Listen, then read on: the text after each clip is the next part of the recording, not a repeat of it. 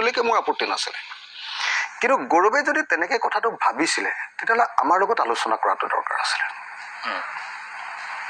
এটা ফোন কৰিলে গৌৰৱে আমিতো সদায় ফোনত কথা বতৰা পাতি থাকোঁ এটা যদি ক'লেহেঁতেন অখিলা মই এনেকৈ ভাবিছোঁ এবাৰ বহো আহক বহিলোহেঁতেন লুৰিণ দা এবাৰ বহো আহক 1 মিনিটত সমস্যাটো সমাধান এটা ফোন নকৰিলে কেণ্ডিডেট দিয়াৰ আগত কেণ্ডিডেট দিয়াৰ পাছতো ফোন নকৰিলে ইলেকশ্যন শেষ হোৱাৰ পাছতো ফোন কৰা নাই এইটোতো আমাৰ কাৰণে আনএকচেপ্টেবল এইটোতো একেবাৰে কেন্দ্ৰীয় মানসিকতা এটা ন এটা আঞ্চলিক শক্তিৰ লগত এইটো এটাতো ঐক্যবদ্ধ শক্তিৰ লগত কেন্দ্ৰীয় মানসিকতা মই এটা উদাহৰণ দিওঁ আজি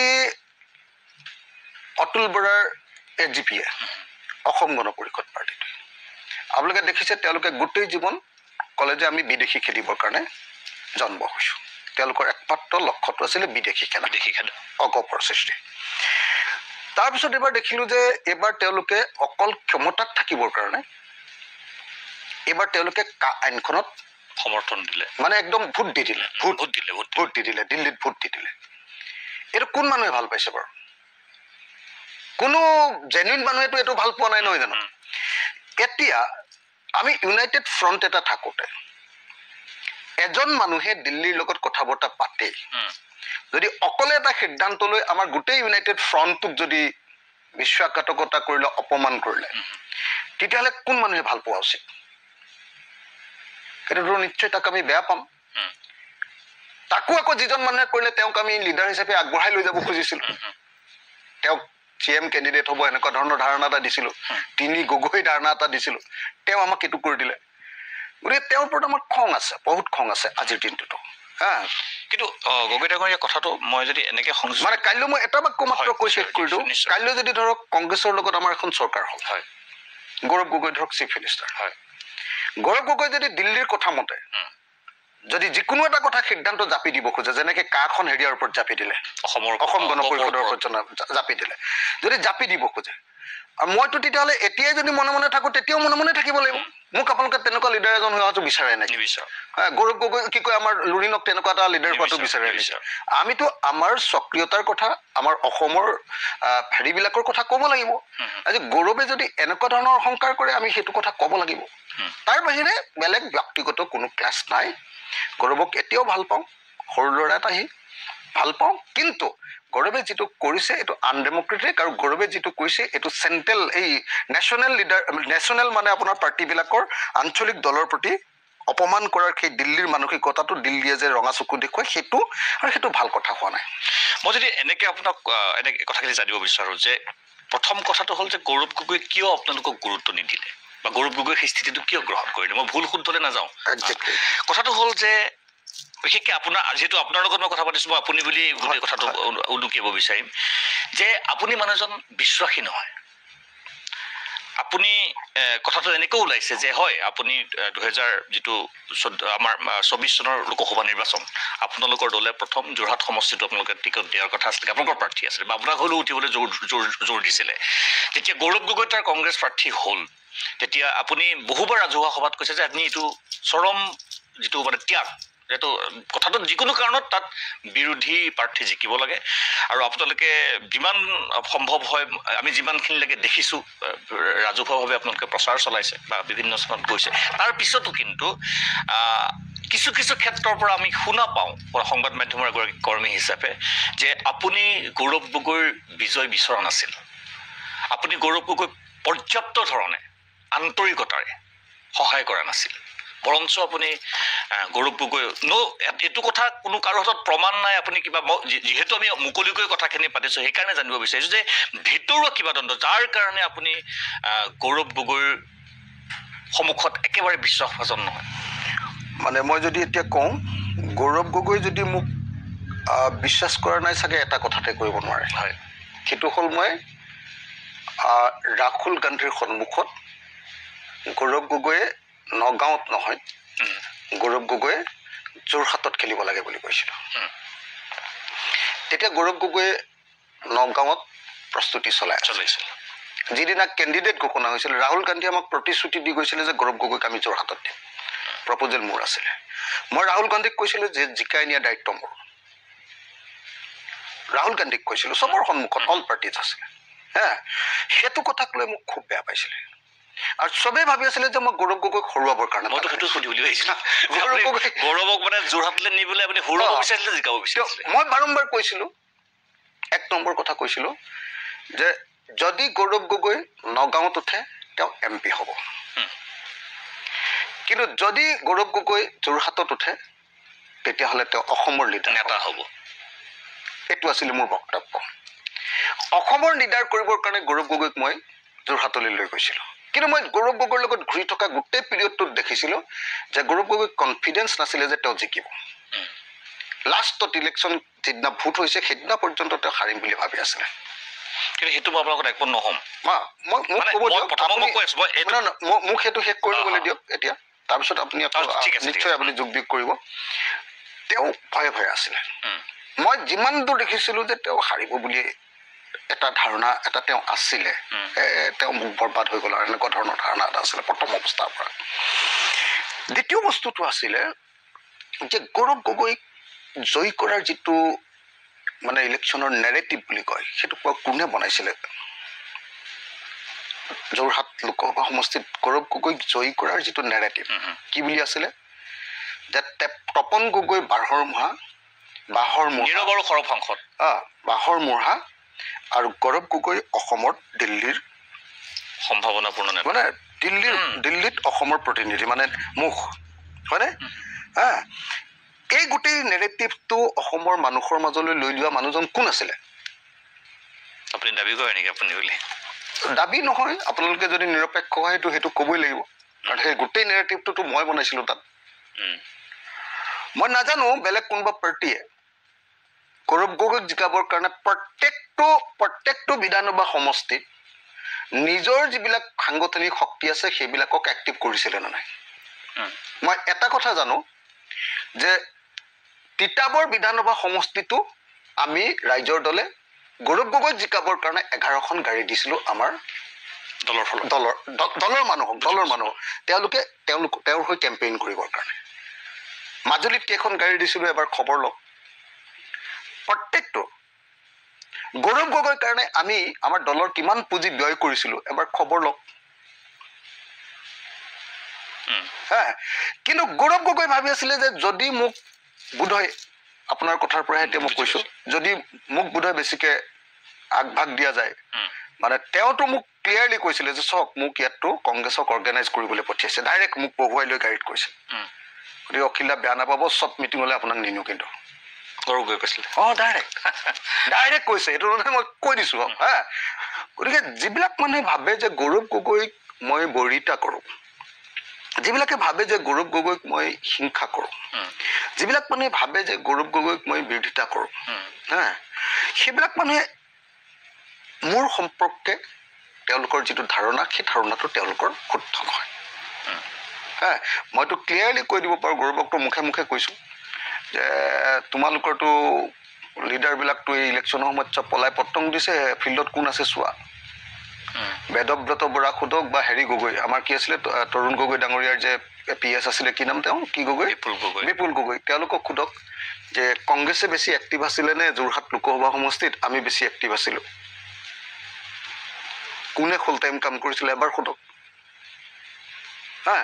তাৰ পাছত মানে এটা নেৰেটিভ উলিয়াই দিবলৈ আমাৰ মাজত এটা সংঘাত লগাবৰ কাৰণে এটা নেৰেটিভ উলিয়াই দিয়া হৈছিলে যে অখিল গগৈ বিচৰা নাছিলে মই দেখিছোঁ ফেচবুকত বিভিন্নজনে লিখিছে মই দেখিছোঁ সেইটো কাৰণে মোক প্ৰশ্নটো আপোনাক সুধিব লগা হৈছে এইটো এটা ভুল কথা সেই কথাটো মই আপোনাক ক্লিয়াৰিফাই কৰিম ঠিক আছে সেইটো ভুল মই এটা কথা মই যিটো কথা আপোনাক মাজতে ক'ব বিচাৰিছিলোঁ মই এইটো আপোনাৰ লগত একমত নহয় যে গৌৰৱ গগৈ প্ৰথমতে তাত মানে জিকিম বুলি নিশ্চিত নাছিলে নাজানো ভিতৰত কি আছে কিন্তু মই কথাখিনি মই যিহেতু গৌৰৱ গগৈ প্ৰথম টিকট গুৱাহাটীৰ পৰা যাওঁতে মই আৰু গৌৰৱ গগৈ মানে একেখন গাড়ীতে ঘূৰিছিলোঁ গতিকে ডেফিনেটলি মই আপোনাতকৈ বেছি জানো মই প্ৰথম দিনাখনি মই অকলে আছিলোঁ গৌৰৱ গগৈ যে টিকট লৈ গোলাঘাট হৈ পেলাই যেতিয়া আঠখেলীয়া নামঘৰত সেৱা কৰি পেলাই তিতাবৰত সোমাইছে প্ৰথম টিকট ল'বলৈ যাওঁতে সেইদিনাখনি গৌৰৱ গগৈক মই অকলে আছোঁ কিন্তু মই প্ৰথম দিনাখনি কথা মানে গৌৰৱ গগৈৰ লগত মই কমেও বহুত দিন 10-15 দিন হ'ব পাৰে গাড়ীত ঘূৰিছোঁ প্ৰথম দিনাখনি যিহেতু প্ৰথম দিনাখনি কনফিডেন্সটো মই দেখিছোঁ মানে মই গতিকে এটা বস্তু আপোনাক ক'ব পাৰোঁ মানে এনেকেতো কৈ দিয়া নাই কিন্তু মই তেওঁৰ কথা বডি লেংগুৱেজ তেওঁৰ হেৰি বক্তব্যৰ পৰা এটা বস্তু মোকতো অকল খেলাবলৈ পঠিয়াইছে খেলিম আৰু এনেকুৱা না সেইটো বাৰু পিছত যদি মই যিহেতু এদিনেই পাইছো মই সেইটো নিৰ্দিষ্ট দিনটোৰ কথা কৈছো বিজেপিও অল্প চেলেঞ্জ কৰা নাই ন বহুত চেলেঞ্জ কৰিছে সাংঘাতিক পৰিস্থিতিও বেয়া কৰি দিছিলে গতিকে কনফিউজিং হৈছে তাৰ পিছত যদি আপোনালোকৰ এনেকুৱা ধৰণৰ কথা বতৰাবিলাক আপুনি উপলব্ধি কৰিছিলে তেতিয়া পিছত যেতিয়া আপোনালোক একেলগে ক'ৰবাত বহিছে বা হেৰি হৈছে কথা চথা পাতিছে আপোনালোকৰ মাজত একো কথা বতৰা আলোচনা হোৱা নাছিল নে এইবিলাক মানে এইবিলাকতো মই নাজানো কিন্তু এতিয়া যে মই অকণমান মাজে মাজে গৌৰৱ গগৈক যি সমালোচনা কৰিছোঁ বহুতে কৈছে যে ই কেলে গৌৰৱ গগৈক সমালোচনা কৰি আছে কোনোবাই কৈছে যে ইলেকশ্যনৰ সময়ত কেলে সমালোচনা কৰিছে বহুতে কৈছে যে গৌৰৱ গগৈকনো গালি পাৰিব লাগে নাই বহুতে কৈছে কাৰণ চবেই বিচাৰি আছে যে গৌৰৱ গগৈ অখিল গগৈ লুৰিণজ্যোতি গগৈ চবেই লগ লাগি এই অত্যাচাৰী চৰকাৰখনক বিজেপি চৰকাৰখনক হৰুৱাব লাগে তো গোটেই চবেই কৈ আছে যে গৌৰৱ গগৈ কেলেনো সমালোচনা কৰিছে কিন্তু মই আপোনাক উত্তৰটো দি আহিছিলোঁ মোৰ উত্তৰটো আছিলে যে কাইলৈ যদি গৌৰৱ গগৈ অসমৰ চিফ মিনিষ্টাৰ হয় কংগ্ৰেছে লিড কৰি যদি চিফ মিনিষ্টাৰ হয় আৰু মোৰ অৱস্থাটো যদি আজিৰ হিমন্ত বিশ্ব শৰ্মাৰ লগত অতুল বৰাৰ হয় যে তেওঁলোকে দিল্লীৰ পৰা অহা কথাটোৱে মই মানি ল'ব লাগিব দিল্লীৰ পৰা লোৱা সিদ্ধান্তটোৱে মই যদি মানি ল'ব লাগিব তেতিয়াহ'লেতো মই ইতিহাসৰ পাতত ইমান দিন 2002 চনৰ পৰা যে আন্দোলন কৰিছোঁ গৌৰৱ গগৈ দেউতাকৰ বিৰুদ্ধে যিটো আন্দোলন কৰিছোঁ তো গৌৰৱ গগৈ বিয়াও মই দেখিছোঁ অসমৰ ইতিহাসৰ চাগে আটাইতকৈ টিভিত পাব্লিচিটি পোৱা আটাইতকৈ ডাঙৰ বিয়াখনেই গৌৰৱ গগৈ বিয়া আছিলে তাৰপিছতে এতিয়া চুমি বৰাৰ বিয়া আহিছে গৌৰৱ গগৈ দেউতাকৰ মই APSC কেলেংকাৰী দেখিছোঁ তেখেতৰ দিনত হোৱা APSC কেলেংকাৰী 1000 কোটি টকাৰ কেলেংকাৰী দেখিছোঁ নে নাই দেখিছোঁ আপুনিতো ৰাজপথত আটাইতকৈ বেছি যদি আপুনি সৰব হৈছিল তৰুণ গগৈৰ বিৰুদ্ধে সৰব হৈছিল একজেক্টলি হয়নে নহয় 100% গতিকে তাৰ পাছত গৌৰৱ গগৈক জিকাবৰ কাৰণে মই যিটো কষ্ট কৰিছোঁ এইটোৱে হ'ল আমাৰ ৰাজনৈতিক স্থিতি সেই ৰাজনৈতিক স্থিতিটোক এতিয়া যদি কোনোবাই নুবুজে মই গৌৰৱ গগৈক যদি এটা সমালোচনা কৰিছোঁ মই কৈছোঁ একদম ক্লিয়াৰলি কৈছোঁ আপোনালোকে শুনিছে চাগে এই বুলি মই কৈছোঁ যে Gaurav Gogoi how he shakes hand কেনেকৈ সি হেণ্ডশ্বেক কৰে এইটো কেতিয়াও জনগণৰ লগত কৰা হেণ্ডশ্বেক নহয় এইটো ৰজা আৰু প্ৰজাৰ মাজত কৰা হেণ্ডশ্বেক এইটো অহংকাৰ ভাঙিব লাগিব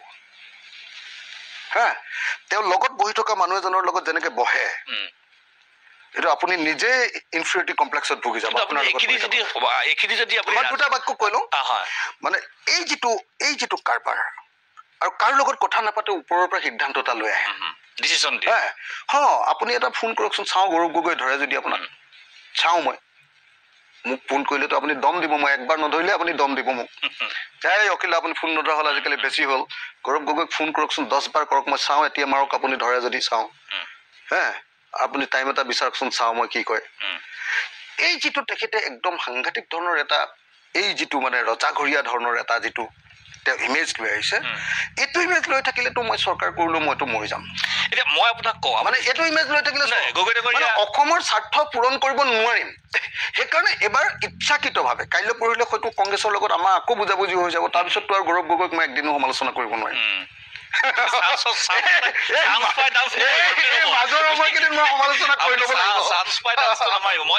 আপুনি দেখিছেনে নাই মই সমালোচনা কৰাৰ পাছত এইবাৰ হেৰিয়াত কি কয় এখন বিহালীত গৌৰৱ গগৈ বডি লেংগুৱেজ বদলি হৈ গৈছে মানুহৰ লগত তলত বহিলে মই আপোনাক এটা কথা কওঁ যে আপোনাৰ নেৰেটিভটোৰ লগত মই একমত নহ'বও পাৰোঁ গোটেই বস্তুটোত আপুনি গৌৰৱ গগৈক লৈ পেলাই আপুনি যিখিনি কথা কৈছে কিন্তু অখিলা কথাটো এনেকুৱা যে এই কথাখিনি আপুনি গৌৰৱ গগৈক এফালে আপুনি লিডাৰ বনাব খুজিছে গৌৰৱ গগৈ মুখ্যমন্ত্ৰী হ'লে কোনো আপোনাৰ আপত্তি নাই আনফালে আপুনি এইখিনি কথাও ৰাজহুৱাকে ইমান সুন্দৰ আৰু সাৱলীলভাৱে কৈ আছে গৌৰৱ গগৈ যিটো ইমেজ লাহে লাহে বেয়া হৈ গৈ আছে আপুনি গৌৰৱ গগৈ শুদ্ধ কৰিবলৈ চাইছে বাট এইটো ৰাজনীতিৰ গণতান্ত্ৰিক ব্যৱস্থাত শুদ্ধ তৰিকা হয়নে মানে যদি গৌৰৱ গগৈ এক্সেচিবল হ'লহেঁতেন এক্সেচিবল মই গৌৰৱ গগৈৰ আগত চব কথা কৈ দিব পাৰোঁ তেতিয়াহ'লে মই বাহিৰত নকওঁ এইটোতো বেছি বেয়া হৈছে আপোনালোকৰ মানে এইটো যিটো বেয়া হৈছে ময়ো জানো যে এইটো অকণ বেয়া হৈছে কিন্তু কাইলৈ যেতিয়া চৰকাৰৰ পাৰ্ট হ'ম আমি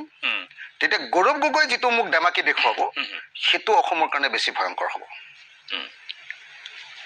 হা সেইকাৰণে মই জানো মই যুঁজাৰ মানুহ মই হিতেশ্বৰ শইকীয়াৰ দিনত যুঁজিছিলোঁ প্ৰফুল্ল মহন্ত ডাঙৰীয়াৰ দিনত যুঁজিছিলোঁ তৰুণ গগৈ ডাঙৰীয়াৰ দিনত যুঁজিছিলোঁ সৰ্বানন্দ সোণোৱালৰ দিনত যুঁজিছিলোঁ আৰু হিমন্ত বিশ্ব শৰ্মাৰ দিনত যুঁজিছোঁ দেখি আছোঁ বাৰু হা তো গতিকে মই যুঁজাৰো মানুহ মই জানো যে কোনডোখৰত ব্ৰেক মাৰিব লাগে কোনোবাই কিবা ক'ব পাৰে মইতো দলৰ লগত কথা পাতি দলৰ সিদ্ধান্ত অনুসৰি কৰিছোঁ এতিয়া আপুনি এইটো কথা বিশ্বাস কৰেনে যে অহা সময়ত মই খুব বেছি এইখিনি কথাকে পাতি থাকিবলৈ সময় নহ'ব মই এটা কথা জানিব বিচাৰিছোঁ যে এই যিখিনি ধৰক গৌৰৱ গগৈ কেন্দ্ৰিক কথা বতৰাখিনি এইটোতো স্পষ্ট হৈছে যে অহা সময়খিনিত অসম কংগ্ৰেছক নেতৃত্ব গৌৰৱ গগৈ দিব কংগ্ৰেছ হাইকমাণ্ডে গৌৰৱ গগৈ কথাই শুনিব যিটো আমি বিহালীত তাৰ আভাস পালোঁ এই আপুনি যে ক'লে যে এইটো হ'ব লাগিছিল এইটো নহ'ল এইটো গৌৰৱ গগৈ এনেকুৱা হ'ব লাগিছিল লাহে লাহে আপুনি সমালোচনা আৰম্ভ কৰিছে বা কিবা কৰিছে চৰকাৰৰ লগত সম্পৃক্ত হোৱাৰ কথা কৈছে কংগ্ৰেছ চৰকাৰৰ দিনত আপুনি চেইন ভালটো ভাবি পেলাই কৈছে কিন্তু আপুনি কংগ্ৰেছৰ দিনতে ইমান বেছি আপুনি কংগ্ৰেছক সমালোচনা কৰিছিল সেই সময়ত আপুনি বিজেপি মাইণ্ডেড হৈ আছিল এজিপি মাইণ্ডেড হৈ আছিল AIDF মাইণ্ডেড হৈ আছিল সেই মানুহজন হঠাৎ আপুনি ৰাজনীতিলৈ অহাৰ পিছতে আপুনি এতিয়া বিৰোধী কংগ্ৰেছ যেতিয়া বিৰোধী আসনত বহিলে বিজেপি শাসনলৈ আহিলে আপুনি কংগ্ৰেছৰ লগত মিত্ৰতা কৰি চৰকাৰ গঠনৰ পৰ্যায়লৈকে আপুনি ভাবিছে আকৌ কংগ্ৰেছৰো বেয়াখিনি আপুনি মানে আপোনাৰ দৃষ্টিত বেয়া হৈছে গৌৰৱ গগৈ যিজন লিডাৰ চব বস্তু আপুনি বেয়াই দেখে দেখোন মানে এক নম্বৰ কথাটো আপোনাৰ এটা বস্তু মই খালি হেৰি কৰি লওঁ মই মানে ছেকেণ্ড থট এটা দিলোঁ যে মই হেৰি নহয় মানে কি কয় বিজেপি এজিপি কোনোদিন নাছিলোঁ নহয় যেতিয়া মুকলিকৈ কৈ দিওঁ সেই বাক্যটোও কৈ দিম মই এইটো মানে মই এটাই কাম কৰিছিলোঁ আমাৰ কৃষক মুক্তি সংগ্ৰাম সমিতিৰ নিৰ্দেশ অনুসৰি যে আমি অসমত 6জন কেণ্ডিডেটক ছাপৰ্ট দিছিলে 6জন কেণ্ডিডেটক ঠিক কেণ্ডিডেট বিলাকৰ ভিতৰত AIDFও আছিলে CPMও আছিলে AGPও আছিলে বিজেপিও হয় আৰু সেই সময়ত কংগ্ৰেছ চৰকাৰ আছিলে গতিকে এতিয়া আপোনালোকে মোক কৈ থাকে যে আপুনি বিজেপিক ছাপৰ্ট কৰিছিলে মই বিজেপিক ছাপৰ্ট কৰা নাই আপুনি কংগ্ৰেছৰ বিৰোধিতা কৰিছিলে কংগ্ৰেছৰ বিৰোধিতা কৰি 6জন কেণ্ডিডেটক কৈছিলোঁ যে এওঁলোকক ছাপৰ্ট কৰিব লাগে হয়নে কাৰণ কংগ্ৰেছৰ তেতিয়া দেধাৰ দুৰ্নীতি হৈ আছিলে হয়নে তাৰ বিৰুদ্ধে আটাইতকৈ বেছিকৈ যুঁজ আমিয়ে দিছোঁ হয়নে নহয় সেইটো পিৰিয়ডটো চবেই মানিব চাগে হয় হয় তো গতিকে এই দুৰ্নীতিবিলাকৰ বিৰুদ্ধে যেতিয়া মই সেইটো ষ্টেণ্ড দিছোঁ এতিয়া সেইটো ধৰি লৈ যে সেইটো মই AGP বা হেৰিয়াক ছাপৰ্ট দিছোঁ কিন্তু সেইটো মই AGPকো ছাপৰ্ট দিয়া নাই AIDFকো ছাপৰ্ট দিয়া নাই হেৰিয়াকো ছাপৰ্ট দিয়া নাই যিহেতু কোনো বিকল্প শক্তি নাছিলে বুজিছেনে গতিকে কি হ'ল ভোটটো বিজেপিলৈ গ'ল এতিয়া তাৰ ওলোটা এতিয়া আমি চেষ্টা কৰিছোঁ যে নহয় অকল বিজেপি কংগ্ৰেছ বেয়া আছিলে বুলি আমি জানিলোৱে বিজেপি এতিয়া তাতকৈও বেছি বেয়া হ'ল তেতিয়া আমি এটা নতুন তৃতীয় বিকল্প উলিয়াব খুজিছোঁ আৰু সেইকাৰণে মই অসমৰ চাৰিওফালে ঘূৰিছোঁ অসমৰ প্ৰান্তে প্ৰান্তে সমষ্টিয়ে মই ঘূৰিছোঁ যেতিয়াই ঘূৰিছোঁ তেতিয়া আকৌ কি কৰিছে মই এটা বিকল্প দিবৰ কাৰণে যেতিয়া চেষ্টা কৰিছোঁ ৰাইজৰ দলে যেতিয়া এটা বিকল্প উলিয়াবলৈ চেষ্টা কৰিছোঁ যেতিয়া এটা বিকল্প দিবলৈ চেষ্টা কৰিছোঁ তেতিয়া আকৌ মোক কৈছে যে নহয় বিজেপিৰ এজেণ্ট কথাটো বুজিছেনে যেতিয়া মই কংগ্ৰেছৰ বিৰুদ্ধে বিৰোধিতা কৰোঁতে বিজেপিয়ে ডাইৰেক্টলি মানে তাৰ পৰা লাভান্বিত হৈছিলে বা AGP লাভান্বিত হৈছিলে বা AIDF লাভান্বিত হৈছিলে সেই কথাটো যিহেতু বিকল্প নাছিলে মোৰ পিনৰ পৰা একো দিব পৰা নাছিলোঁ গতিকে মানুহ তালৈ গৈছিলে এটা বিজেপিৰ বিৰুদ্ধে যেতিয়া কথা কৈ আছিলোঁ তেতিয়া বিজেপি 2016 চনৰ পৰাতো আমি একদম 100% বিজেপি বিৰোধী তেতিয়া কংগ্ৰেছৰ কাৰণে আমি ছাপৰ্টাৰ আছিলোঁ হয় 2016 চনত আপোনাৰ মনত পৰে চাগে আমি একদম নগাঁৱৰ পৰা মানে কাকিৰ পৰা যে ডাঙৰ খোজকাঢ়ি আহিছিলোঁ সেইটোত আমাক একদম তৰুণ গগৈ চৰকাৰে বাধা দিয়া নাছিলে কাৰণ কেলে আমি সাম্প্ৰদায়িক বুলি বিজেপিক গোটেই ৰাস্তাত গালি পাৰি আহিছিলোঁ হা তাৰ পৰা তাৰমানে কংগ্ৰেছ চৰকাৰ লাভৱান হৈছিল কংগ্ৰেছ দল হা এতিয়া আমাৰ দল নাই কাৰণে তেওঁলোক লাভৱান হৈছে মই কি কৰিম এতিয়া আমি দল গঠন কৰিলোঁ আমাৰ দলক লাভৱান কৰিবৰ কাৰণে যেতিয়া যাওঁ তেতিয়াও অকণমানহে বেয়া পায় মই কোনটোলৈ যাওঁ কওক এতিয়া আপুনি ডাঙৰ কথা কথাটো এইটো কাৰণে হৈছে কথাখিনি এইটো কাৰণে হৈছে প্ৰথম কথা মই আপোনাক মই কিয় আপোনাক এই 6জন মানুহক সমৰ্থন কৰাৰ প্ৰসংগটো উলিয়ালো এইটো কাৰণে যে হয় আপোনালোকে সেইটো সময়ত 6জন মানুহ কাৰণ কথাটো কে এম এছ এছৰ নেতাই কৈছিলে কে এম এছৰ সেইটো সময়ত বা এতিয়াও ৰাজ্যজুৰি যিটো প্ৰভাৱ বা কি ধৰণে ফুল ডেডিকেটেডলি বা আন্তৰিকতাৰে কাম কৰে আমি দেখি আছো আপুনি সম্ভৱতঃ মোৰ যদি ভুল হোৱা নাই আপুনি অসম গণ পৰিষদৰ প্ৰাৰ্থী মাধৱ ৰাজবংশীক সমৰ্থন কৰিছিলে মঙলদৈ মই সমৰ্থন কৰিছিলো বৰপেটাত আমাৰ চন্দ্ৰমোহন পাটোৱাৰী ধুবুৰীত সমৰ্থন কৰিছিলো বদৰুদ্দিন আজমলক তাৰ পাছত ইয়াত গুৱাহাটীত সমৰ্থন কৰিছিলো চন্দ্ৰমোহন পাটোৱাৰী উঠিছিলে ন গোটেই প্ৰাৰ্থীবিলাকৰ পৰা অসম গণ পৰিষদৰ পৰা উঠিছিলে নহয় চন্দ্ৰমোহন পাটোৱাৰী বিজেপিত তেতিয়ালৈকে জইন কৰা নাই তেতিয়া অসম গণ পৰিষদৰ পৰা ঠিক আছে তাৰ পাছত ইয়াত কৰিছিলো হেৰি কি কয় আমাৰ বিমল কি বাইদেউজনী আছিলে যে চক্ৰৱৰ্তী বিজয়া চক্ৰৱৰ্তী বাইদেউ CPM-ক উদ্ধৱ নহয় আপুনি ভুল কৰিছে আপুনি উদ্ধৱ বৰ্মনক সাপোৰ্ট দিছে আপুনি মঙলদৈত মাধৱ ৰাজবংশী সাপোৰ্ট কৰিছে আৰু দিনাখনি দুদিন আগত কংগ্ৰেছৰ পৰা আহি পেলাই অসম গণ পৰিষদ জইন কৰা মানুহজনক তাৰ পিছত আকৌ ডিফুত CPIM-ক মই সেইটো কাৰণে অখিলা কথাটো মই এইটো কাৰণে কৈছো যে আপুনি সমানে মিলাইছে আপুনি AIDF-কো লৈছে যিটো কাৰণে আপোনাক বদৰুদ্দিন আজমলে মুকলিকে সমালোচনা কৰিছিল যিটো কাৰণে মই ভাল পাইছো তেখেতক সমৰ্থন কিন্তু বিজেপিক সমৰ্থন কৰা কাৰণে মই বেয়া পাইছো তেনেকে কৈছিল বদৰুদ্দিন আজমলে আপুনি উদ্ধৱ বৰ্মনক সমৰ্থন কৰিছিলে আপুনি বৰপেটাত আৰু বৰপন্থী দুজনক কৰিছিলো বৰপেটা আৰু ডিফু আৰু আপুনি মই ক'ব খুজিছো মাধৱ ৰাজবংশী কংগ্ৰেছ ত্যাগ কৰি এসপ্তাহৰ আগত অসম গণ পৰিষদ যোগদান কৰা মানুহজনক কৰিছিলে আপুনি স্থিতিটো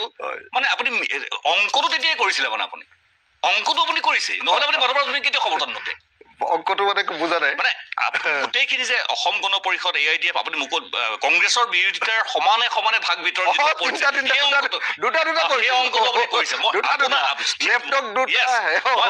মই আপোনাৰ প্ৰশ্নটো এইটো কাৰণে উনুকিয়াইছো যে আপুনি গোটেই ৰাজনৈতিক বিশ্লেষণটোত আপুনি কোনটো জেগাত থিয় হলে সুবিধাটো পোৱা যাব মাইলেজটো পোৱা যাব সেই বস্তুটো আপুনি তেতিয়াই জানিছিলে আৰু সেইকাৰণে কৈছিলে আৰু সেই জেৰটো আনি পেলাই মই এতিয়া সুধিছো যিটো আপুনি আপোনাৰ কাৰণে যিটো মাইলেজ সেইটো মোৰ কাৰণে বিকল্প হ'ব পাৰে সেইটো মোৰ কাৰণে বিকল্প যে মই এইটো কৰিলে মানে কংগ্ৰেছৰ অত্যাচাৰ কমাব পাৰিম মোৰ কাৰণে সেইটো এটা মানে হেৰিয়াৰ ভিতৰত এটা মোৰ মানে ৰাজনৈতিক পাৰ্টৰ প্ৰগ্ৰেমৰ ভিতৰত এটা সেইটোক আপুনি হয়তো সেইটো বেলেগ ধৰণে ব্যাখ্যা কৰিব সেইটো বেলেগ প্ৰসংগ নেক্সট আপোনাৰ এতিয়া মই আপোনাক যিটো কথা আপুনি উলিয়ালে যে এতিয়াতো শেহতীয়াকৈ আমি দেখিছো আপুনি গোটেই মই বিৰতি ল'ম প্ৰশ্নটো দৰ্শকসকলক কৈ থওঁ যে ইয়াৰ পিছত আমি কি প্ৰশ্ন আলোচনা কৰিম যে আপুনি বিভিন্ন এলেকা আপুনি অসমৰ ইমূৰৰ পৰা সিমূৰলৈ আপুনি ভ্ৰমণ কৰিছে ব্ৰহ্মপুত্ৰ উপত্যকাটো আপুনি ভ্ৰমণ কৰিছে বৰাক উপত্যকাটো আপুনি ভ্ৰমণ কৰিছে আৰু যথেষ্ট আপুনি সমৰ্থন পাইছে যথেষ্ট ৰাইজ সভালৈ আহিছে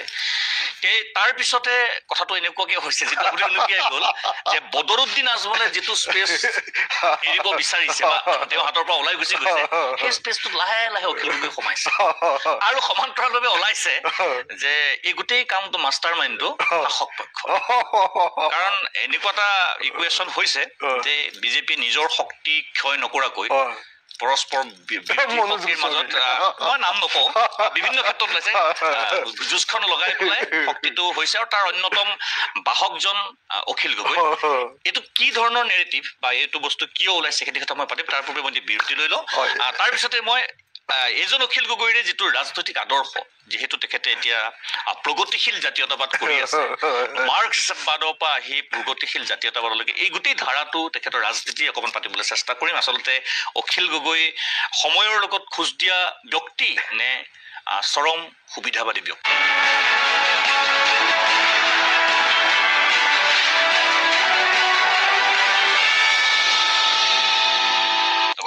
আধা ঘণ্টা কেনে গ'ল আমি গমেই নাপাওঁ পৰৱৰ্তী কথাবিলাক আমি অলপ চুটি কৰিব লাগিব নহ'লে আমি গোটেই বস্তুখিনি কভাৰ কৰিব নোৱাৰিম যে পূৰ্বে উলিয়াইছিলো যে আপুনি গোটেই ৰাজ্য ঘূৰিছে আৰু সমান্তৰাল নেৰেটিভ আপোনালৈ আহিছে যে প্ৰথম যে আপুনি খুব চেষ্টা কৰিছে আপুনি কংগ্ৰেছৰ লগত বাৰ্গেনিং কৰিবৰ কাৰণে বাৰ্গেনিং মূলত আহিবৰ কাৰণে যিটো ধৰ্মীয় সংখ্যালঘু এলেকাত যিহেতু আপোনাৰ প্ৰভাৱ এটা আছে সেইটোও আহিছে সেইকাৰণে আপুনি চৌদাৰ তাত লাগিছে আৰু দ্বিতীয়তে গোটেই কামটো দিছপৰপা চলি আছে সেইটো মই উত্তৰ চাগে দিব লাগিব অভিয়াছলি দিছপুৰে যদি এতিয়া অখিল গগৈক চলাই থাকে একদম মানে মই এটা কথা আপোনালোকক কৈ লওঁ মই দেখিছোঁ এই কথাটো কৈছে কোনে, নেৰেটিভ কোনে তৈয়াৰ কৰে অসমত। মই দেখিছোঁ যে এই বস্তুটো মিডিয়াত ওলাই আছে, ছ'চিয়েল মিডিয়াত মিডল ক্লাছৰ কিছু অংশই কৈ আছে, আৰু দেখিছোঁ যে এইটো অকণমান বুদ্ধিজীৱী শ্ৰেণীৰ মানুহবিলাকে, যিবিলাকে নিজকে প্ৰগ্ৰেছিভ বুলি ভাবে, পলিটিকেলি সচেতন বুলি ভাবে, সেই মানুহবিলাকে মানে এই কথাটো উলিয়াই আছে। এইটো AIDF-ৰ আমাৰ হেৰিয়ে কৈছে এইটো কথা, কি কয় বদৰুদ্দিন আজমল ডাঙৰীয়াই পলিটিকেল ক্লাছটোৱে কৈছে। এতিয়া এই গোটেই কথাটোৰ পৰা আমি সদায় চাওঁ যে কোন ঠাইৰ পৰা প্ৰশ্নটো আহিছে, ৰাইজৰ পৰা নে ইণ্টাৰেষ্টেড কোনোবা এটা মানে হেৰিয়াৰ গ্ৰুপৰ পৰা। সেই বস্তুটো চাওঁতে দেখিছোঁ যে এনেকুৱা ধৰণে যিবিলাক বুদ্ধিজীৱী সমাজ, পলিটিকেলি সচেতন বুলি ভবা মানুহবিলাকে সদায় এটা ৰেডিমেড ষ্ট্ৰাকচাৰৰ মাজত গোটেই বস্তুটো চাব খোজে, আইডাৰ অৰ, হয় কংগ্ৰেছ নহয় বিজেপি। তৃতীয় বস্তু এটাৰ কথাটো তেওঁলোকে কেতিয়াও কল্পনা কৰিব নোৱাৰে, বুজিছেনে? যেতিয়া কৃষক মুক্তি সংগ্ৰাম সমিতিৰ আন্দোলন টেঙানীত ষ্টাৰ্ট কৰিছিলোঁ, তেতিয়া সদায় মোক কৈছিলে যে ই নৈৰাজ্যবাদী। নদী বান্ধৰ বিৰুদ্ধে যেতিয়া আন্দোলন কৰিছিলোঁ, সদায় প্ৰচাৰ কৰি আছিলে যে অখিল গগৈ বহুত টকা নদী বান্ধ কোম্পানীৰ পৰা লৈছে। তাৰপিছত গোটেই ছ'চিয়েল মিডিয়াত মোৰ বিৰুদ্ধে একদম এখন লিষ্ট প্ৰচাৰ হৈ থাকে সদায়, যে অখিল গগৈ ইমান প্ৰপাৰ্টি আছে, নয়দাত আছে, দিল্লীত আছে, পেট্ৰল পাম্প ইমানটা আছে, ইমান বাগান আছে, এই গোটেইবিলাক প্ৰপাৰ্টি। মই তাৰপিছত যেতিয়া এই প্ৰপাৰ্টিবিলাক মোক লাগে লাগে হাল্লা কৰিবলৈ ধৰিলোঁ, এইবিলাক লাগে মোক, প্ৰপাৰ্টি আছে নহয়, তেতিয়া মানুহবিলাকে অকণ সেইবিলাক ঠাণ্ডা হৈ গ'ল। এতিয়া সেইকাৰণে প্ৰতিষ্ঠিত বুদ্ধিজীৱী বা এনেকুৱা ধৰণৰ নিজকে সচেতন বুদ্ধিজীৱী বুলি কোৱা মানুহবিলাক, সংবাদ মাধ্যমে মানে এটা বস্তু উলিয়াব খুজিছে যে তৃতীয় ভইচ এটা নালাগে, তৃতীয় ভইচ এটা নাহে। আমি এই গোটেই সময়খিনিত যিটো কাম কৰিব খুজিছোঁ যে এটা তৃতীয় ভইচ, থাৰ্ড ভইচ এটা অসমত সম্ভৱ হ'ব পাৰে। মই আপোনাক কৈ গ'লোঁ, আৰু মই কোৱা আপুনি চাব, মই এনেকৈ ভৱিষ্যতবাণী কিছুমান কৰোঁ আৰু হয়নে নহয় আপোনালোকে গম পায়। মই আজি কৈ গ'লোঁ 2026-ৰ ইলেকশ্যনটো বহুত ইণ্টাৰেষ্টিং ইলেকশ্যন হ'ব। মই আপোনাক এটা কথা কৈ গ'লোঁ দেই, মানুহে অকল ভাবি আছে বিজেপি কংগ্ৰেছ, বিজেপি কংগ্ৰেছ। মই আপোনাক কৈ গ'লোঁ এনেকুৱা এটা ভূমিকম্প 2026-ত হ'ব। 2026-ত এনেকুৱা এটা ভূমিকম্প হ'ব। 1 নম্বৰ, বিজেপিক টোটেলি মানুহে বেয়া পাইছে। মই মোৰ দুটা বাক্য ক'ব দিয়ক, দুটা বাক্য। বিজেপিক টোটেলি বেয়া পাইছে, আপোনাৰ মিডল ক্লাছটোৱে বেয়া পাইছে, বিজনেছ ক্লাছটোৱে বেয়া পাইছে, চাকৰিয়ালে বেয়া পাইছে। চাকৰিয়ালটো একদম ভোট নিদিয়ে বুলি কৈয়ে দিছে, হয়নে নহয়? চাকৰিয়ালে বেয়া পাইছে, চবেই মানুহে বিজেপিক বেয়া পাইছে। কিন্তু বিজেপিক বেয়া পোৱাৰ বিকল্প হিচাপত কংগ্ৰেছক মানুহে গ্ৰহণ কৰিব খোজা নাই। কাক গ্ৰহণ কৰিব খুজিছিলে? গোটেইখিনি লগ লাগি এটা শক্তি, হয়নে? এতিয়া কংগ্ৰেছে সেই শক্তিটোক ভাঙি দিছে, আৰু কংগ্ৰেছে কৈছে যে আমি অকলে আগবঢ়াম। সেইকাৰণে আমি বেয়াও পোৱা নাছিলোঁ যেতিয়া তেওঁলোকে বিহালীত অকলে ইলেকশ্যন খেলিলে। আমিতো ভাবিছিলোঁ, বহুতে কৈ থাকে যে বিহালীত ইলেকশ্যন খেলিলোঁ। আপোনালোকে নিজে দেখিলে যে মই বিহালীত কেম্পেইন কৰিবলৈ নগ'লোঁ, এদিনৰ কাৰণে গৈছোঁ, মাত্ৰ অকণমান সময়ৰ কাৰণে গৈছোঁ, ঘূৰি আহিছোঁ। মই কেম্পেইন কৰিবলৈ কেলে যোৱা নাই? নহ'লে মোক ক'ব যে ইটো বিজেপিৰ ভোট বঢ়াবৰ কাৰণে আহিছে, কংগ্ৰেছৰ ভোট ভাঙিবৰ কাৰণে। মই যোৱা নাই। মই যে তোমালোকে নিজকে টেষ্ট কৰা, এবাৰ তোমালোকে টেষ্ট কৰা। যদি পাৰা গৌৰৱ গগৈ হেৰিয়াক জিকাই দিয়া, ভাল হ'ব। কংগ্ৰেছে বেছি ঠক্কৰ খাব, ভাল হ'ব। কিন্তু গৌৰৱ গগৈৰ অহংকাৰ বাঢ়িব, সেইটো আমি ভয় কৰিছোঁ। কিন্তু এইটো আপোনাৰ এইটো ভাল হ'ব। সেইকাৰণে মই কেম্পেইন কৰিবলৈ যোৱা নাই, আপোনালোকে নিশ্চয় দেখিছে। নহ'লেতো মই ছেকেণ্ড পজিশ্যনলৈ আনি দিব পাৰোঁ। গৌৰৱ আৰু কি কয় অজিত দা, মই আৰু লুৰিণে যদি বহি লওঁ, লুৰিণেতো কেইদিনমান বহি ল'লে, এসপ্তাহমান, যদি আমি তিনিটাই বহি ল'লোহেঁতেন, আমি ছেকেণ্ড পজিশ্যনলৈ আমাৰ কেণ্ডিডেটক লৈ আহিব পাৰিলোহেঁতেন।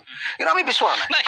সেইটো দাদা মই এতিয়া মই এটা কথা মই ঠিক আছে, মই সেইকাৰণে আপোনালোকক এটা কথা কৈছোঁ যে আপোনালোকে যিটো কথা কৈ আছে যে আমি কিয় অকলে অকলে সেইবিলাক ঠাইলৈ গৈছোঁ, মানুহে যে কৈ আছে যে এইটো বিজেপিৰ নিৰ্দেশত গৈ আছে, তো আমি তৃতীয় বিকল্প এটা কৰিব নালাগে নেকি? আৰু কংগ্ৰেছে এইটো বুজি পাব নালাগে নেকি যে মই যে এই আপোনাৰ দলগাঁও সমষ্টিলৈ গৈছোঁ, তাততো কেণ্ডিডেট জিকা নাই কংগ্ৰেছৰ।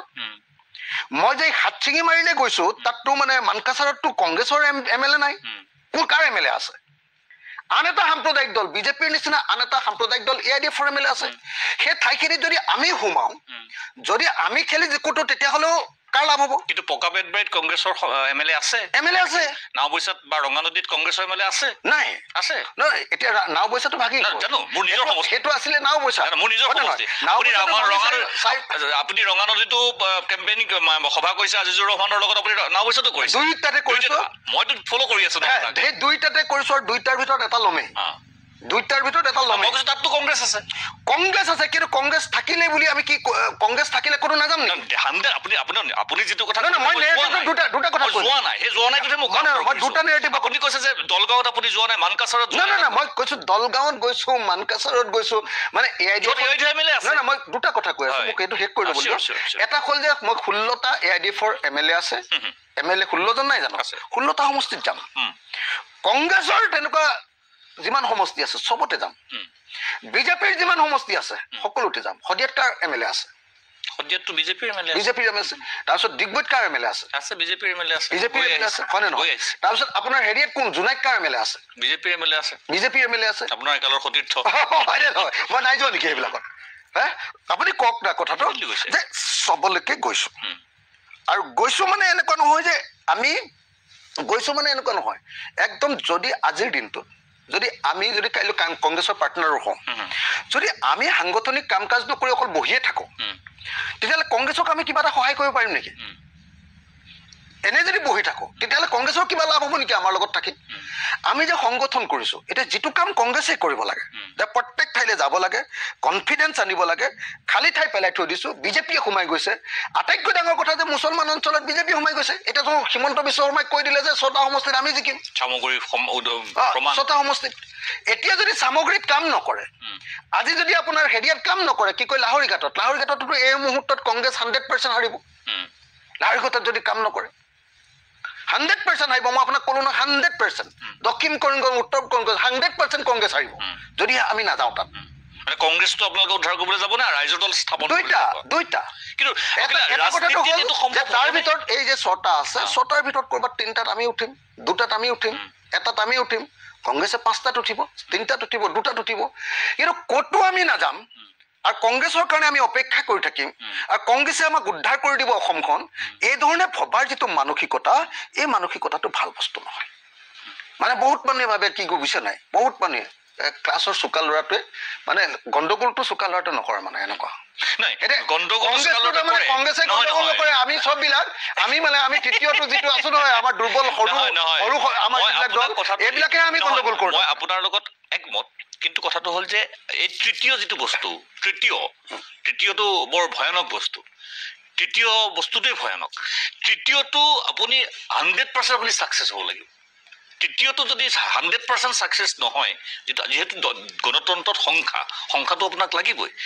তৃতীয়টো যদি 100% ছাকচেছ মানে দ্বিতীয়টো 100% ছাকচেছফুল হ'ব নালাগে, 100% হ'ব লাগিব। মই আপোনাক কোনটো কথা কৈ আছো, মানে আপুনি চাওক দেই, আমাৰ উদ্দেশ্যটো কিন্তু বিজেপি খৰুৱা নহয়। আপোনাৰ আৰু বিজেপি খৰুৱাবলৈ হ'লে যদি আজি আপুনি কৈ দিয়ে মোক, আজি যদি কৈ দিয়ে অসমৰ মানুহে মোক কৈ দিয়ে যে আপোনালোক ক'তো যাব নালাগে, কংগ্ৰেছে হৰুৱাব, আজিৰ পৰা কোনে ক'ব? ৰাইজৰ দলৰ হেৰিটো অফিচটোত চাবি এটা মাৰি দিয়ে। ক'ব এইটো কথা আপোনাক? সেইটোৱে কৈছো। অসমৰ মানুহ কোনে ক'ব? কোনো নকয়। সেইটোৱে কৈছো। য'ত আমি গৈছো তাততো মই দেখিছো বিজেপিতকে আমাক মানুহে ভাল পায়। এক মিনিট, আমি য'ত গৈছো তাততো কংগ্ৰেছতকে আমাক বেছি ভাল পায়। আমাক মানুহে মৰম কৰিছে। মই আপোনাক শুভেচ্ছা জনাবলৈ গৈছো। মই এইটো কথা ক'বলৈ গৈছো যে আপোনাৰ এই তৃতীয়টো যিহেতু আপোনালোকে বিজেপিৰ বিৰুদ্ধে মূল যুঁজখন, দ্বিতীয় স্থানত কংগ্ৰেছৰ গতিগোত্ৰ আপোনালোকে দেখা পাইছে। গতিগোত্ৰ দেখা পাই পেলাই ভাবিছে নহয় এইটোলৈকে ৰৈ থাকিলেতো নহ'ব, কামটোতো কৰিব লাগিব। গতিকে আপোনালোক নামি গৈছে। গতিকে এই আপোনালোক নামি যোৱাৰ পিছত যদি আপোনালোক 100% সফল নহয়, এই তৃতীয়ৰ মাজত যিটো সংঘাত হ'ব, সেই সংঘাতত কিন্তু আপোনাৰ মূল শত্ৰুটো আগবাঢ়ি যাব। নহয়, মই এটা কথা কওঁ যে সংঘাত হ'ব নে নহ'ব সেই সিদ্ধান্তটো কংগ্ৰেছে ল'ব। নাই, আমিতো সংঘাত নহয় বুলি চাওক, আমিতো কংগ্ৰেছৰ লগত একেলগতে আছিলো। তাৰ কাৰণে কেনেকে চেক্ৰিফাইচ কৰি আছো। MP ইলেকশ্যনত কি চেক্ৰিফাইচ কৰিছো আপোনালোকে দেখিছে। এইবাৰ কি চেক্ৰিফাইচ কৰিছো আমাৰ ৰাইজৰ দলে সেইটো দেখিছে। বঙাইগাঁও এৰি দিছো কেনেকে, এইটো দেখিছে আপোনালোকে। এইবাৰ আমি কিমান কৰিছো, আনকি তেওঁলোকে 2 নম্বৰী মানে কৰি আমাক ঠগি বিশ্বাসঘাতকতা কৰি কেণ্ডিডেট যেতিয়া দি দিলে, তেতিয়াও মই কেম্পেইন কৰিবলৈ যোৱা নাই কংগ্ৰেছৰ বিৰুদ্ধে। গালি পাৰিছো তৰুণ গগৈৰ ল'ৰাক, আমাৰ গৌৰৱ গগৈক গালি পাৰিছো, কিন্তু কেম্পেইন কৰিবলৈ যোৱা নাই। তেওঁলোকক ক্ষতি কৰিব খোজা নাই, তেওঁলোক জিকক বুলি এটা সুযোগ দিছো। নিজৰ সীমাবদ্ধতাটো আজি বুজি উঠক বুলি বুজিছো যে তোমালোকে যদি জিকিব পাৰা জিকাচোন, বৰ বঢ়িয়া কথা হ'ব। যদি জিকিব নোৱাৰা তোমালোকে তোৰ সীমাবদ্ধতাটো বুজিবা, সেইটো বুলি ৰৈ দিছো। উপনিৰ্বাচনে তেওঁলোকক এটা শিক্ষা দিব বুলি লৈ দিছো। এতিয়া উপনিৰ্বাচনৰ শিক্ষাটোৰ পাছত আপোনালোকে যাক ধৰিব লাগে হেঁচা মাৰি যে কংগ্ৰেছক, যে আপোনালোকে শিক্ষাটো ল'লে নে নাই? আপোনালোকে এই গোটেইকেইটা পাৰ্টিক লগত লৈ যাব লাগিব, এই কথাটো বুজি পাইছে নে নাই? গোটেই মিডিয়াই যিবিলাকে পৰিৱৰ্তন বিচাৰে, যিবিলাকে বিজেপিক নিবিচাৰে, তেওঁলোকে সঁচাকে হেঁচা মাৰি ধৰিব লাগিছিলে কংগ্ৰেছক। হেঁচা মাৰি চবেই ধৰিছে। আপুনি এনেকে ভাবে নেকি যে বিহালী কথাটো যে মই স্পষ্টকে সোধো যে বিহালীত যদি কংগ্ৰেছৰ প্ৰাৰ্থী জয়ন্ত বৰা নহলহেঁতেন, আপোনালোকৰ অসমৰ যিগৰাকী প্ৰাৰ্থী লক্ষ্মীকান্ত কুৰ্মী তেখেতে নিজে যিমানখিনি ভোট পালে আৰু লগত কংগ্ৰেছৰ ভোটখিনি একেলগ হৈ পেলাই প্ৰায় 50,000 মান ভোট পালেহেঁতেন, মানে নেকি তেনেকে? মানে মই আপোনাক সঁচাকে কৈছো, এইবাৰ উপ নিৰ্বাচনটোত বিজেপিৰ বিৰুদ্ধে আছিলে। আপুনি আচৰিত, কংগ্ৰেছে একো কাম নকৰাৰ পাছত বৰাকৰ সমষ্টিটোত মাত্ৰ 9,000 ভোটত হাৰিছে। তাৰ অৰ্থটো কি? তাৰ অৰ্থটো কি? যি বাঙালী মানুহক আমি বিজেপিৰ একেবাৰে ভোট বেংক বুলি ভাবো, সেই বাঙালী মানুহে কংগ্ৰেছে কাম কৰিছে কাৰণেতো সেইখিনি ভোট পাইছে। একো কাম বন একো মই নিজে গৈছো, আহিছো সেইদিনা। কালি তাৰ পৰা আহিছো। মই আপোনাক এটা কথা কওঁ, কংগ্ৰেছে কাম কৰিছে কাৰণে কেলে পাইছে জানে নাই? গৌৰৱ গগৈ এদিন গ'ল নেকি? মই বিহালী কথা কৈ আছো। মোক কওক না, কোনোবা কংগ্ৰেছৰ লিডাৰ এজন তালৈ গ'ল নেকি? ভূপেন বৰা গৈছে, এদিন এৰোপ্লেনত গৈছে, এখন মিটিং। মই আপোনাক কৈ দিছো ন, তাত কেলে নিদিলে জানেনে? বিজেপিয়ে যিজন কেণ্ডিডেট দিছে, ডিচিডেণ্ট নহয়, 1986 চনত অসমলৈ অহা আহিছে। তাকেতো বাঙালী মানুহবিলাকে কৈছে যে আমি বিদেশী ভোট নিদিওঁ। এইটোৰ পৰা মানে একদম জিকিব পৰা অৱস্থা আছে। কিন্তু যিহেতু কংগ্ৰেছে ভালকে নেখেলিলে, হাৰিমেই বুলি ভাবিলে কি কয় হেৰিয়াত বৰাকত, গতিকে নেখেলিলে। আপুনি চাওক, মানে আপুনি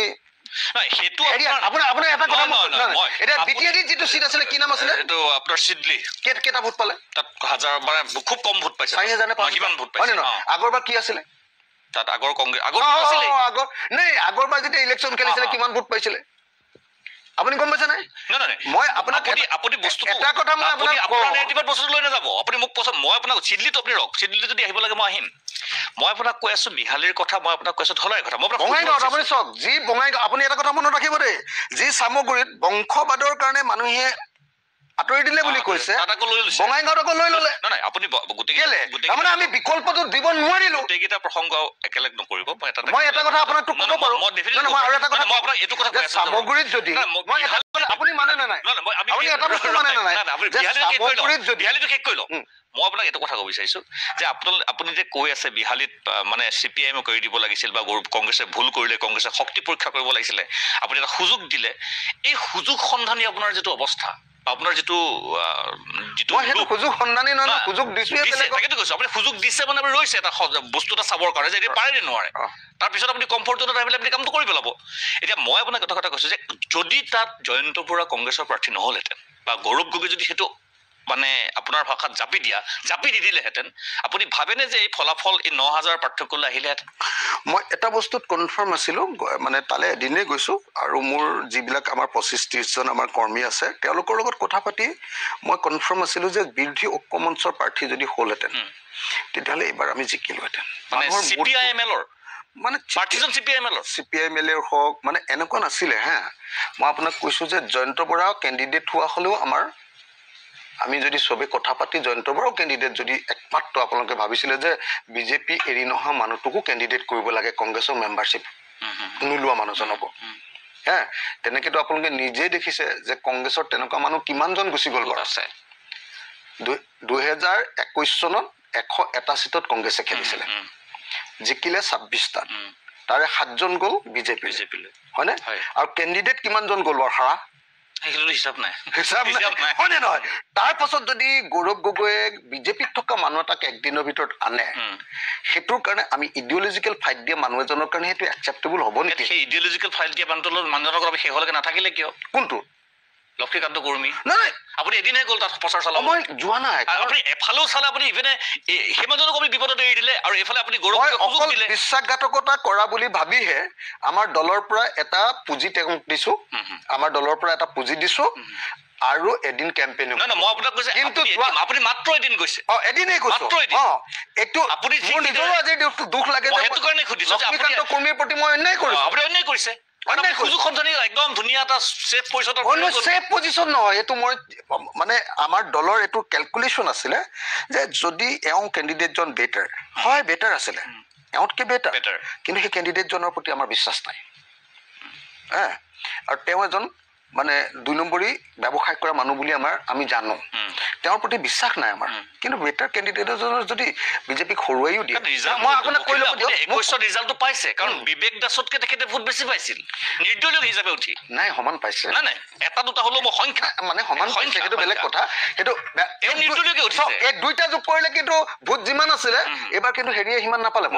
সেইটো 100% যোগ কৰি দিলে। 100% কংগ্ৰেছৰ কেণ্ডিডেট আছিলে বিবেক দাস, কংগ্ৰেছৰ কেণ্ডিডেট আছিলে যোৱাবাৰ বিবেক দাস, সেইটো বেলেগ নেৰেটিভ। আৰু তাৰ লগত হেৰি আছিলে কি বৰা আছিলে, জয়ন্ত বৰা, দুইজনৰ যি দুটা ভোট আছিলে। আপুনি গিলাচটো সম্পূৰ্ণ কৰিবলৈকে পানীৰ লগত চাহ পানী একেলগে কৰিলে নহ'ব, সেইটো সমীকৰণ বেলেগ। মই কৈছো যে এই তেওঁ নিৰ্দলীয়কে তেওঁ টিকট নাপালে, নিৰ্দলীয় হিচাপে খেলিবলৈ তেওঁ বিবেক দাসতকৈ ভোট বেছি পাইছে, সেইটোতো সঁচা কথা।